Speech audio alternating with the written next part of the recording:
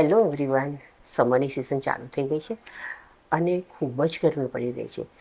તો તમને routine care કરવા માટેની હું થોડી ઘણી ટિપ્સ આપું છું.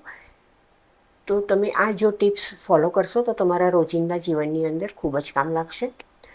ખૂબ જ પાણી પીઓ, કીપ હાઇડ્રેટેડ અને કીપ ગ્લોઈંગ.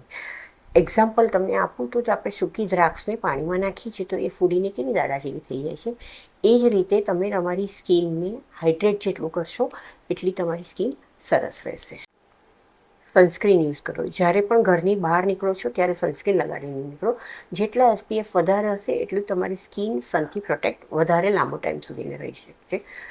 સનસ્ક્રીન વગર બહાર નીકળવાનું ટાળો.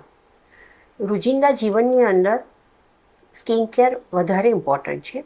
તો હેવી ક્રીમ બેઝ ઉપયોગ કરવાની જગ્યાએ તમે જેલ બેઝ પ્રોડક્ટ યુઝ કરો, જેથી તમને એકનેનો પ્રોબ્લેમ ન થઈ શકે.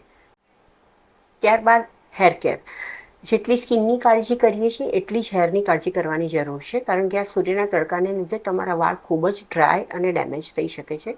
તો એના માટે માસ્કનો ઉપયોગ કરો અને થોડા સમયના અંતરે હેર સ્પા અથવા તો હેર ટ્રીટમેન્ટ કરાવો કે જેથી તમારા વાળની ક્વોલિટી સારી રહે.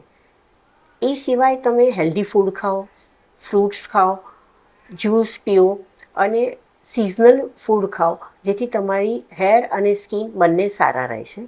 Small daily care can make a big difference in summer. So for more tips and professional care, visit hub beauty salon and day spa. Stay hydrated and stay glowing. Thank you very much.